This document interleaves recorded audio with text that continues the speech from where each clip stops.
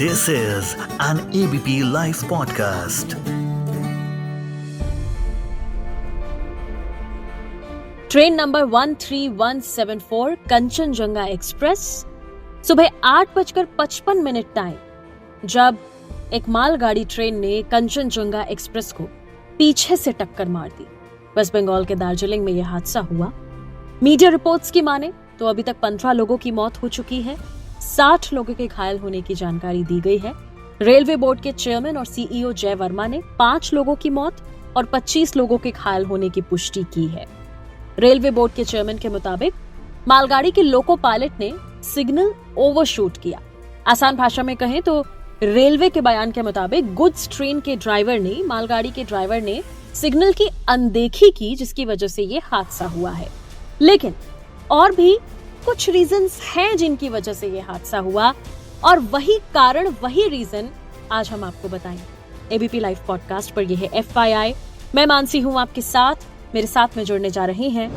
मेरा नाम अरविंद कुमार सिंह है और मैं 1988 से रेलवे को देख रहा हूँ और रेलवे मिनिस्ट्री में मैं एडवाइजर भी रह चुका हूँ। तो रेलों का जहाँ तक संबंध है वो काफी पुराना है। एक रेल यात्री के तौर पर, एक मीडिया पर्सन के तौर पर काफी समय से देखता रहा हूँ। एबीपी लाइव पॉडकास्ट के साथ जुड़ने के लिए आपका बहुत बहुत शुक्रिया। आज आपसे मैं जानना चाहूंगी कि ऐसा कैसे हो जाता है कि एक ही पटरी पर 2 ट्रेनें सामने आ जाती हैं? देखिए, आपको याद होगा कि बालासोर में जी इसी महीने पिछले साल जो घटना घटी थी उसमें रेलवे की हिस्ट्री में पहली बार 3 ट्रेनें टकरा गई थी जी। और ये जब इस तरह की घटनाएं जब भी होती हैं तो रेल संरक्षा आयोग, जो कि सिविल एविएशन मिनिस्ट्री के अंडर में काम कर रहा है, एक बिल्कुल ऑटोनोमस टाइप का ये संस्था है और ये जांच भी करती है और बहुत सारे सुझाव दिए जाते हैं। लेकिन जैसा कि सबको पता है कि जब भी दुर्घटनाएं होती हैं तो मीडिया में काफी बातें उठती हैं और उस समय सरकारी स्तर पर, रेलवे के स्तर पर बहुत सारे वायदे किए जाते हैं, लेकिन बाद में चाहे आयोग की रिपोर्ट्स हों या और जो बातें हों उनकी फिर अनदेखी हो जाती है। एक क्रम बन गया है कि ठीक है, ये तो चलता है। क्योंकि अगर ये नहीं होता तो आपको याद होगा कि जब बालासोर रेल दुर्घटना हुई थी उसमें प्रधानमंत्री जी भी गए थे। अगर आप गौर करेंगे तो पिछले 10 साल की एकमात्र ऐसी दुर्घटना थी जिसमें वो गए थे वहाँ। और इंटरेस्टिंग बात यह है कि जिस दिन 2014 में मोदी गवर्नमेंट ने शपथ ली थी जी, उसी समय 2014 में ही गोरखपुर के पास एक बड़ी रेल दुर्घटना हुई थी जी। उसके बाद कहा गया था कि नहीं, रेलवे में जो सेफ्टी स्टैंडर्ड्स हैं ठीक होंगे, ये होंगे। तो ये जो मानवीय त्रुटियां हैं, जिसको आप ये कह सकते हैं कि सिग्नल की अनदेखी तो एक मानवीय त्रुटि है ना, क्योंकि मशीन और मनुष्य के बीच का तालमेल जो है वो किसी भी प्रणाली में काम करता है ना।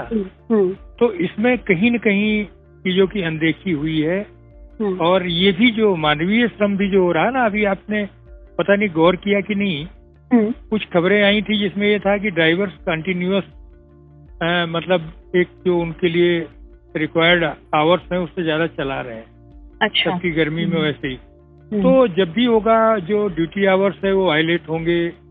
मानवीय चूक वहाँ होती है जहाँ उसकी परिस्थितियां बनती हैं।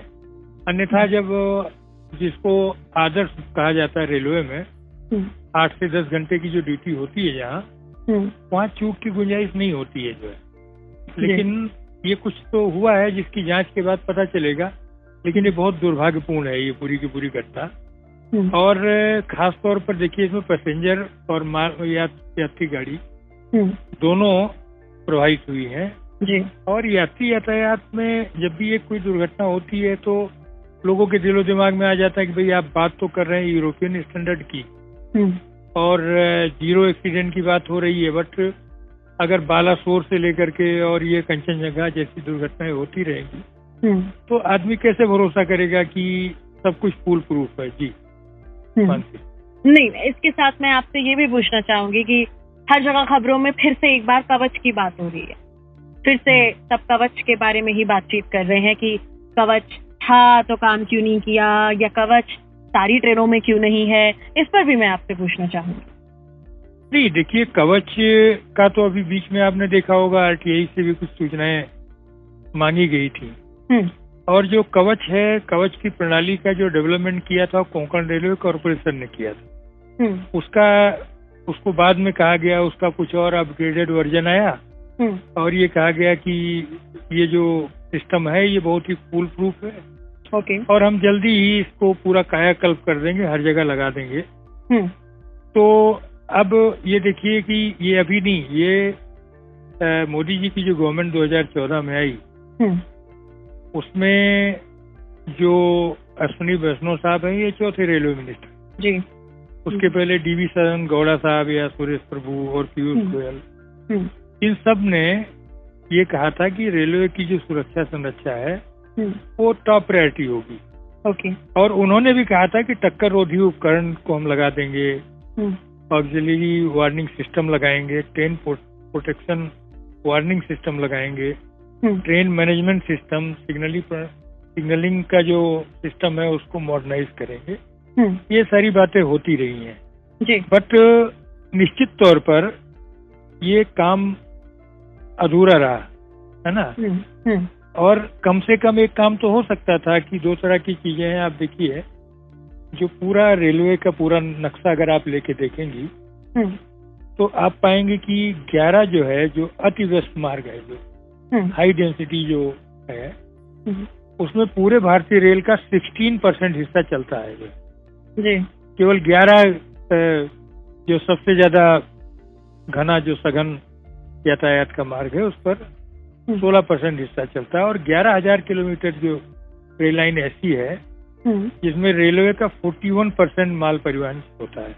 तो ये दोनों अगर मिला लेंगे आप, है ना, तो रेलवे नेटवर्क का 35% पैसा है, हिस्सा ऐसा है जिनमें देश के 40% यात्री चलते हैं। ठीक है जी। और अगर 50% पर आप आ जाएंगे रेल लाइनों का, तो ये 80% बोझा अकेले संभालती है, यानी 50% रेल लाइन है। तो इनको सबसे पहले इसलिए टॉप प्रायोरिटी देनी चाहिए थी कि जो रेलवे का 25% रेल नेटवर्क है, जो रेल नेटवर्क है, उस पर 100 से 150% कैपेसिटी यूटिलाइज हो रही है। यानी जहाँ 100 रेलगाड़ी आपको चलानी चाहिए वहाँ आप 150 चला रहे हैं। तो इसका मतलब ये है कि ये भारी दबाव के बीच में रेलगाड़ियां चल रही हैं। और ये भी गौर करने की बात है कि ऑस्ट्रेलिया की जितनी कुल पॉपुलेशन है उतना आप रोज लेके जा रहे हैं लोगों को। तो एक ऑस्ट्रेलिया आपका जो है वो रोज सफर कर रहा है। तो यात्री यातायात पर जो प्राथमिकता देनी है, क्योंकि माल यातायात भी उतना ही जरूरी है, क्योंकि वो पैसा कमा के दे रहा है तो रेलें चल रही हैं। तो मुझे लग रहा है कि ये सारे पहलू हैं। उसमें जो सुरक्षा में आप अनदेखी करते हैं, क्योंकि आप ये देखिए कि अभी आज रोज जो एवरेज है वो 13,000 से ज्यादा रेलवे की यात्री गाड़ियां हैं और 9,000 के आसपास माल गाड़ियों का संचालन होता है। तो इतना बड़ा नेटवर्क है जहाँ है, इतना कश्मीर से कन्याकुमारी तक तरह तरह के हिस्से हैं, तरह तरह की जलवायु भी है ना। उसके बीच का जो संतुलन है उसमें कहीं न कहीं कमी आने का एक कारण ये भी है कि आपने सुना होगा कि करीब 3 लाख वैकेंसी है रेलवे में। और उस 3 लाख वैकेंसी में एक बड़ा हिस्सा ऐसा है जो कि टेक्निकल पद हैं जिनको आपको भरना ही होगा, बगैर उसके काम नहीं चलता जी। तो अब जरूरी पहले तो ये है कि टेक्निकल पदों को भरा जाए जी। ड्राइवर, गार्ड वगैरह जो ये सेफ्टी कैटेगरी के जो पद हैं उनको ड्यूटी आवर्स से ज्यादा उनका काम नहीं होना चाहिए। ये सारी चीजों को ध्यान रखने के अलावा, क्योंकि देखिए ये तो अभी आप है ना, यहाँ कवच लगा हो या न लगा हो मायने नहीं रखता, क्योंकि ये मैनुअल फेल्योर है ना सीधे जी। exactly. अगर ड्राइवर ले जाके भिड़ा दे रहा है तो वहाँ मनुष्य और मशीन के बीच का जो तालमेल है। नहीं, कवच का जिक्र भी मैं यहाँ इंटरप्ट करना चाहूंगी, सॉरी सर, बट कवच का इसलिए भी जिक्र हो रहा है कि अगर कवच लगा होता तो कहते हैं ना कि वो पहले, देखिए कवच लगा होता तो निश्चित तौर पर एक निर्धारित दूरी से पहले रेलगाड़ी रुक जाती है जी। ये जो गाड़ी है जाके टक्कर नहीं करती, क्योंकि उसका नाम ही कवच का है।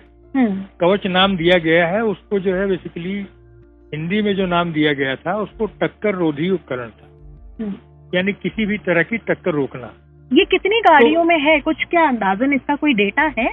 नहीं, इसका देखिए क्या है कि इसका डेटा तो उनको आधिकारिक तौर पर पहले करना था, लेकिन बीच में जो आंकड़े आए थे, देखिए शुरू में तो करीब ये बहुत छोटे से दायरे में करीब 1600-1700 किलोमीटर के दायरे में लगाया गया था, लेकिन ये बहुत बड़ा, माने आप समझिए कि बहुत बड़ी प्रणाली में कवच जो लगाया जा रहा है, ये बहुत ही लिमिटेड, जिसको कहिए कि केवल 1500 किलोमीटर लगा हुआ है। और तो शायद कुछ चुनिंदा ट्रेन में ही लगाया है। हाँ, देखिए करीब 70,000 किलोमीटर के करीब रेलवे का है। तो और वो दोनों देखेंगे तो मतलब इतना लिमिटेड है, मतलब 15% के आसपास में लगाया हुआ है। तो कवच प्रणाली जो आप कह रही हैं, ये अगर कवच होता है यहाँ भी या बालासोर में होता, तो निश्चित तौर पर ये जरूर हो सकता था कि ये रुक जाती और वहाँ जो जनहानि हुई है या जो ऐसे मैंने जो आज आलोचना हो रही रेलवे की, वो नहीं होती। तो मुझे लगता है कि संभवतः, देखिए इसके पीछे के कारण और भी हैं जो मुझे नजर आता है जी, कि रेल बजट के अलग होने के बाद संसद में रेलवे पर चर्चाएं वगैरह बहुत कम हो गई जी। अगर ये रहा होता, रेल बजट अगर मर्ज नहीं किया होता इन्होंने, तो अब तक हर साल ये सवाल उठता कि कितना लगाया, क्यों नहीं लगाया। फिर उस समय मैं देखता था कि हर बार तैयारी के साथ आते थे। जैसे मैं एक उदाहरण देना चाहूंगा कि पहले अनमाइंड लेवल क्रॉसिंग की बहुत सारी दुर्घटनाएं होती थी। ओके। अनमाइंड लेवल क्रॉसिंग पर जी सबसे ज्यादा दुर्घटनाएं होती थी। वो केवल संसद में सांसदों की जागरूकता के नाते रुकी है, क्योंकि इनको एक फेज्ड मैनर में कार्यक्रम चलाना पड़ा है और हजारों जो अनमाइंड लेवल क्रॉसिंग है उसको बंद करना पड़ा है। उसकी जगह मैंड हुई है या कुछ जगह अंडरपास बनाए गए हैं। उस समस्या को समाप्त किया गया जी। तो इसलिए मुझे लगता है कि जहाँ एक लापरवाही की गई है इस पूरे मामले में, इस नाते ये घटना हुई है। जी जी। इसी के साथ मैं आपसे ये सवाल जरूर से पूछना चाहूंगी, मोदी गवर्नमेंट में आपने क्योंकि कहा कि कई चीजें हर सरकार लाने के लिए वादे करती है कि हम ये करेंगे वो करेंगे, बट वो जब जमीनी हकीकत देखी जाए तो ऐसा कुछ होता नहीं है। अगर हम पिछले 10 सालों का रिकॉर्ड देखें, क्या कुछ हुआ है और अब क्या कुछ होना बाकी है जिसकी आवश्यकता है? देखिए, हुआ है तो चमकाने का काम हुआ है। जैसे अगर आप देख रहे होंगे तो रेल भवन में आप देखेंगे, रेल भवन में पुरानी जो एक पूर्वोत्तर रेलवे की एक एंटिक पीस रखी हुई थी रेल इंजन की जी, उसको हटा के वहाँ वंदे भारत रखा गया। तो पहले ब्लू कलर का था, अब एक भगवा कलर का वंदे भारत तक उठा है जी। और स्टेशनों को चमकाने में, वंदे भारत में सारा फोकस वहाँ रहा है, ठीक है ना। और इतिहास में पहली बार ऐसा हुआ होगा। मैं आपको एक अपने सुनने वालों को एक बात बताना चाहूंगा कि जब रेल भवन का उद्घाटन हुआ उस समय जगजीवन राम जी रेलवे मंत्री थे जी। वो पंडित जवाहरलाल नेहरू के पास गए थे कि आप उसका उद्घाटन कर दीजिए जी। तो नेहरू जी ने कहा कि आप रेलवे मंत्री हो, आप उद्घाटन करो। ठीक है। तो उद्घाटन वहाँ हुआ जो आज का रेल भवन बना है, बिल्कुल पार्लियामेंट हाउस के बिल्कुल बगल में जी। तो अगर वहां से देखेंगे तो रेल भवन का भी उद्घाटन प्रधानमंत्री करने नहीं गए और वंदे भारत ट्रेन को रेलवे के जो अधिकारी हैं उन्होंने टॉप प्रायोरिटी इसलिए दे दी कि सबसे ज्यादा ट्रेनों का उद्घाटन जो है प्रधानमंत्री ने खुद किया है। तो जब भी पीएम का इंटरेस्ट होता है किसी एक चीज में, मान लीजिए वंदे भारत में, तो वंदे भारत एक अच्छी ट्रेन है, इसमें कोई संदेह नहीं है। लेकिन वो हायर क्लास के लोगों के लिए है। वो ये जहाँ एक बड़ी आबादी जो है वो गरीब लोग, सब लोग, सबसे सस्ता है अभी भी रेलवे का टिकट अगर आप देखेंगे तो मुझे लगता है कि 2-3 काम तो तत्काल करने चाहिए थे। एक तो सीनियर सिटीजन के जो सब्सिडी थी उसको बहाल करने की जरूरत, उसको पिछले बार 2 बार से पार्लियामेंट की स्टैंडिंग कमेटी लिख रही है कि आप इसको बहाल करो।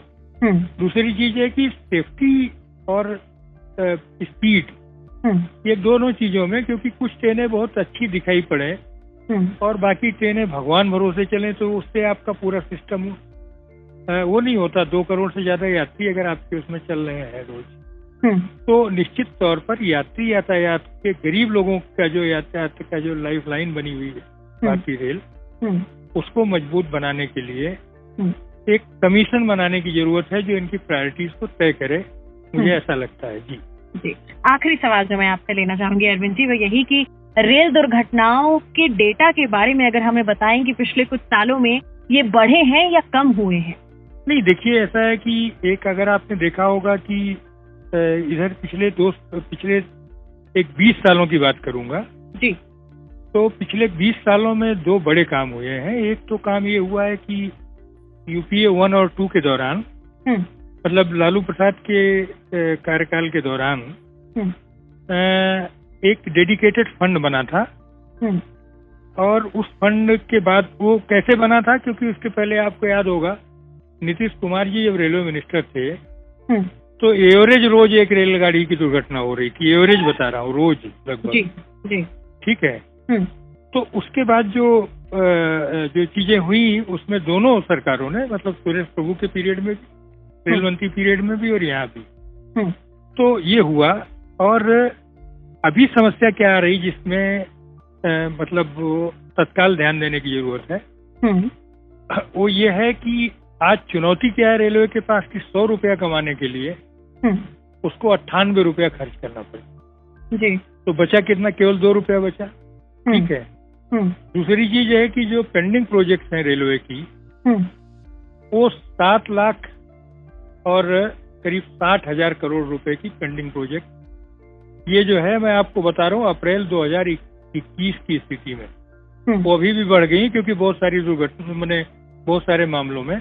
अब समस्या क्या है सुरक्षा संरचना में कि हर साल करीब 200 सिग्नल जो है ओवर एज होते हैं। अच्छा। और 100 बदले जाते हैं। ओके। हर साल 4,500 किलोमीटर से 5,000 किलोमीटर जो ट्रैक है, रेलवे ट्रैक है, वो खराब होकर बदलने के लिए तैयार हो जाते हैं, तो बहुत सारे पेंडिंग पिछले रह जाते हैं जी। तो जैसे 2022 की हालत में अगर आपको देखेंगे तो जो रेल मैंने जो ट्रैक रिन्यूअल का जो काम था जी, वो 9,000 किलोमीटर से ज्यादा था, जिस पर 54,000 करोड़ की लागत आनी थी। ये तो कॉन्टिन्यूअस है, अगर आपने कोई भी चीज पेंडिंग कर दी तो आपका लागत बढ़ती जाएगी जी। अगर आप मनुष्य के रूप में देखेंगे तो दुर्घटनाएं घटी है, इसमें कोई संदेह नहीं है। और तोड़फोड़ से जो घटनाएं होती थी उनमें भी कमी आई है। ठीक है। ओके। तो रेल दुर्घटनाएं निश्चित तौर पर कम है, अगर आंकड़े के हिसाब से देखेंगे तो कम हुई है जो है। ओके। और लेकिन 2017-18 से जो घटता हुआ क्रम था 21-22 तक, वो फिर से उठान की ओर आ रहा है, ये चिंताजनक बात है ना। करंटली अगर हम और ये बड़ी घटना हो रही है, बड़ी घटना इस संदर्भ में हो रही है कि आप ये देखिए ना कि एक अकेले बालासोर हो गया और 10 घटनाओं के बराबर हो गया। अच्छा, इस संदर्भ में एक यहाँ हो गया, तो अगर अब आप बड़ी बड़ी ट्रेनें चला रहे हैं, इतनी सारे लोग जा रहे हैं, 22-24 कोचेज की ट्रेनें चल रही हैं आपकी। ठीक है। तो जिसमें से क्या है कि बहुत सारी नई चुनौतियां हैं, तो उस हिसाब से जो इन्वेस्टमेंट करना रेलवे को, वो इन्वेस्टमेंट नहीं हो रहा है। इसलिए जरूरी है कि मैंने जो कमीशन की बात कही, ये कमीशन बने जी, जो तात्कालिक प्रायोरिटीज को तय करे कि आखिर रेलवे को क्या करना है, कि आखिर रेलवे को जरूरत किस चीज की है। हाँ, और संसद में इस पर चर्चा होनी चाहिए बाकायदा, एक से एक सीनियर लोग बैठे हुए हैं, ये कहना चाहूंगा जी। Thank you so much Arvind sir, हमारे साथ जुड़ने के लिए एबीपी लाइव पॉडकास्ट पर। Thank you. आखिर में आपको बता दूं, रेलवे ने कुछ हेल्पलाइन नंबर्स जारी किए हैं। सियालदा के लिए 033-23508794, गुवाहाटी में 036-1273-1621, लमडिंग जंक्शन में 036-742-63958, Katihar emergency help desk 6287801805, commercial control 9002041952, new Jalpaiguri junction 6287801758, Kishanganj 7542028020, डलखोला 8170034228, Barsoi junction 7541806358, समसी 035132659, कटिहार 9473198029। इन नंबर्स पर आप संपर्क कर सकते हैं किसी भी जानकारी के लिए। आज के FYI में इतना ही। मैं मानसी हूँ आपके साथ।